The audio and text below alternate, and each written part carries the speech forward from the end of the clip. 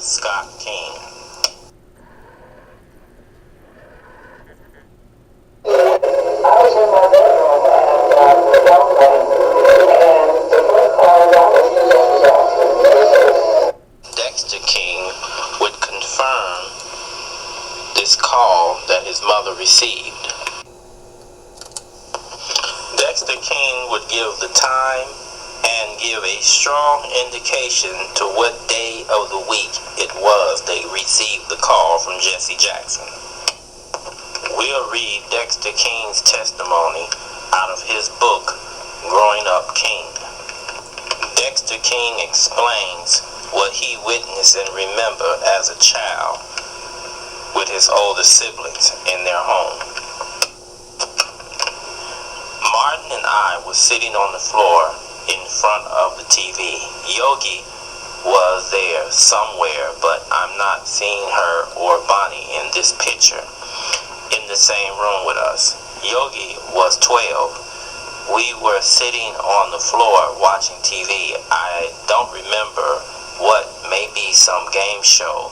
If it had been on a Saturday earlier in the day, it would have been American Bandstand. The special bulletin came on, and an unforgettable voice said, Dr. Martin Luther King Jr. has been shot in Memphis at 6:01 p.m. Martin and I looked at each other. We said nothing. We both jumped up and ran back into our parents' bedroom. Mother sat on their bed, ankles crossed, fingers of her free hand, and the phone receiver at her mouth. Mother, Mama, you heard that? What do they mean? Mother held up a finger, telling us to be patient, quiet, to wait.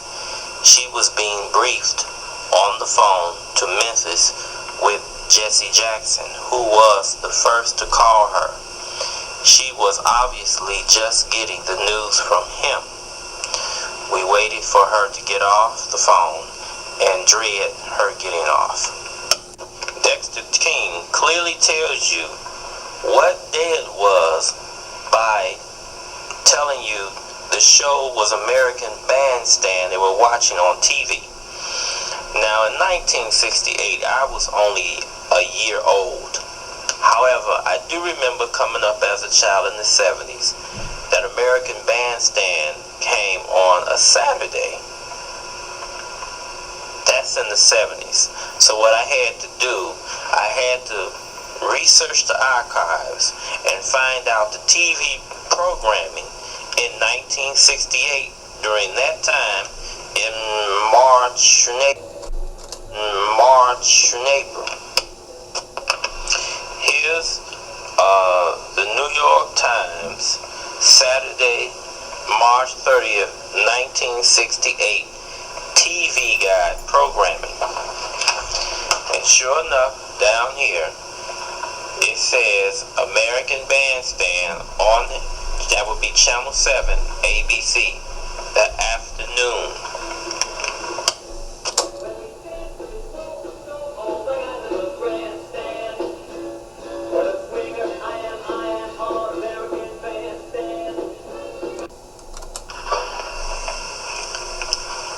While searching for that TV guide of 1968, I also found this newspaper in the archives. This is a Chicago daily newspaper, Saturday, March 30th, 1968. You see, it has a picture of Jesse Jackson, an article about Jesse Jackson. The article here reads, "The tall, young Negro in a dark suit and beige turtleneck sweater looks at his audience in all white North." Let me stop right there. Do you catch what this is saying? It's describing Jesse Jackson in a dark suit and beige turtleneck sweater. But look at the picture. Jesse's not in a beige turtleneck sweater. Jesse has a white shirt with a tie and a suit jacket. And also, Jesse Jackson's hair is low cut. I don't believe Jesse got a haircut during the weekend of March 30th before that Thursday, April 4th, because all the pictures we have of Jesse during that time, and this picture particularly, which was taken April the 5th in City Hall at Chicago with them sunglasses on, Jesse got a bush, natural. And there's an older picture of him sometime with Dr. King, which we're going to get into some of these fake photos, but that's a picture of him, Jesse Jackson, low cut. Now, it takes time for your hair to grow 5 inches, and I don't think Jesse's hair grew 5 inches in 5 days, and that's what would have had to happen here. For his hair to be this cut on March 30th, low cut, and then April the 5th, his hair's got a bush, a natural. No. This picture here of March 30th, that's not him at that current time. There was something going on at that current time why they couldn't put a current picture of him during the current time, so they took an older picture of him when his hair was cut low. Just for the sake of argument of someone whose people mind may get fooled by this, there's another picture of Jesse on the balcony. Now this picture we know was sometime earlier. It had to have been in March. This picture of him and Jesse Jackson on the balcony with Martin Luther King and Abernathy. This picture was taken sometime in March. Don't know what particular day, but it was sometime in March on that balcony. And his hair on that picture on that balcony is the same length as his hair was on April 5th in the City Hall in Chicago. So it's obvious someone, whoever did this news article for him, were responsible for publishing it. Someone deliberately put a picture of him that was not him at that current time. And the big question is, why did they do that? Obviously, something was going on for him not to have a current picture of himself in the paper. I'll talk later to you and show you that he had a physical scuffle with Martin Luther King, and that is the reason for them sunglasses he was wearing. Dexter King and his mother told you they got the call on a Saturday, and that's several days before April 4th. That was followed on a Thursday. And I'm going to show you one more piece of evidence that definitely corroborates with the fact that the incident that Dr. King was shot had to have happened a few days earlier.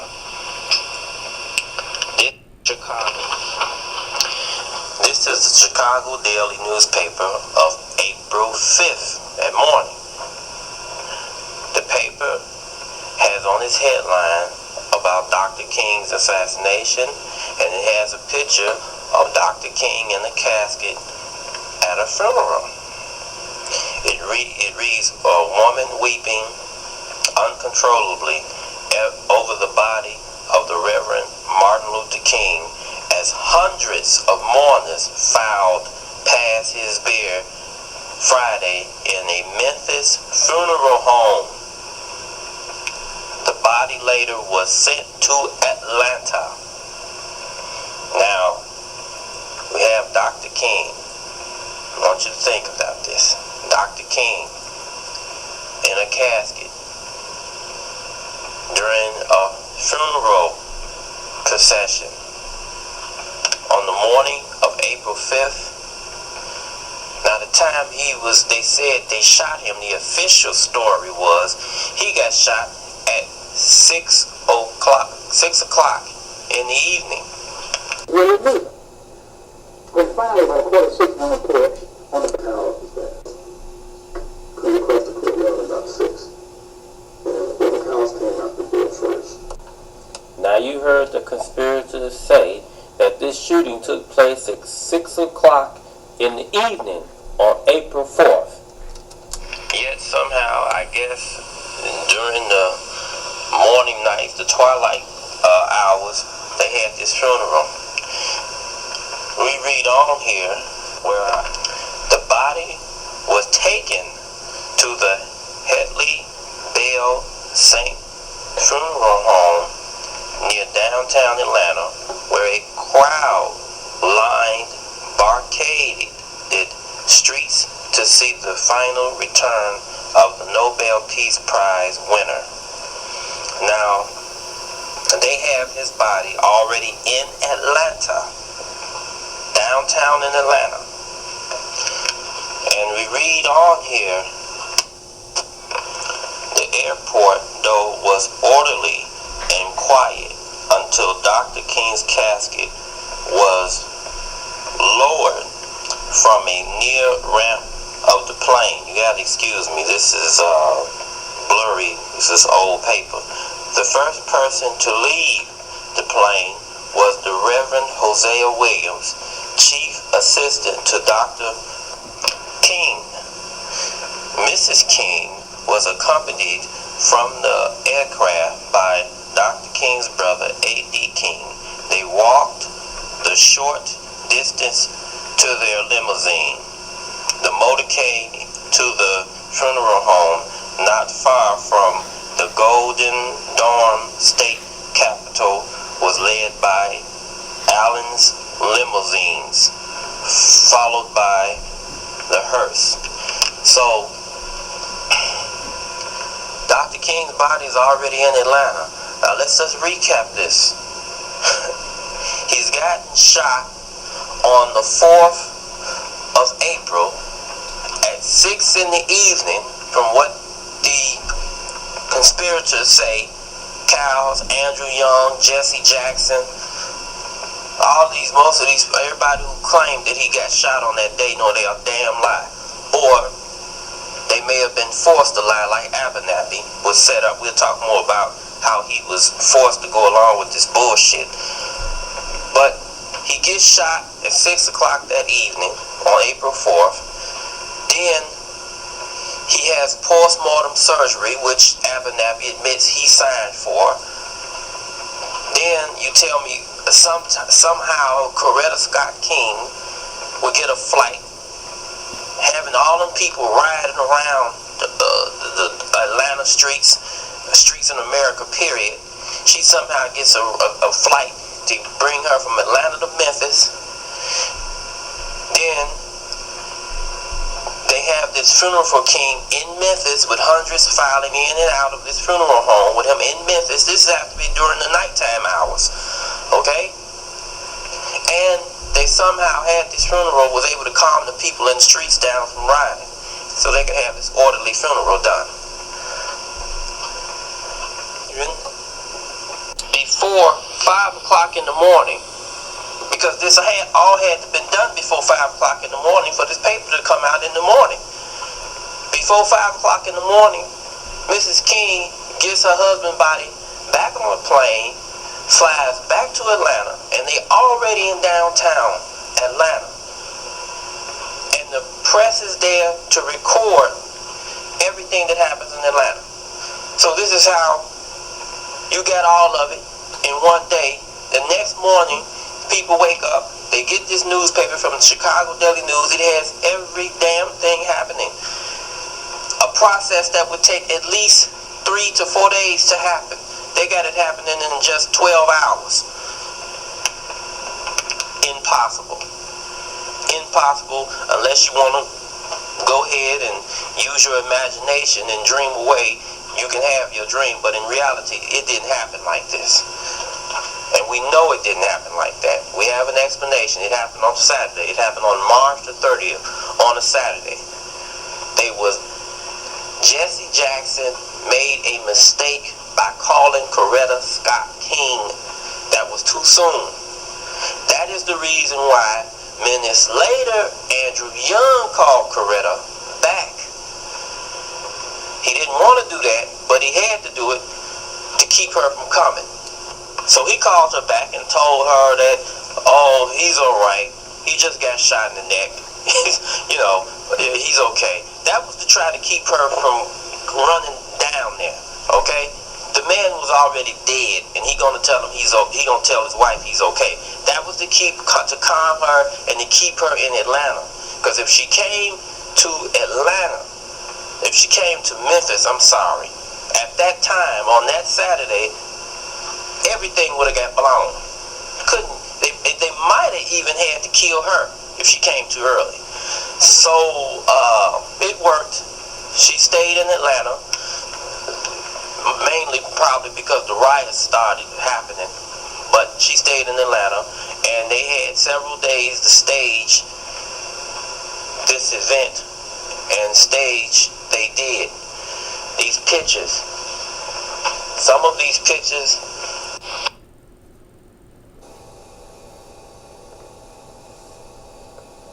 That's the end of Uncovered Disc 1, continuing with Uncovered Disc 2.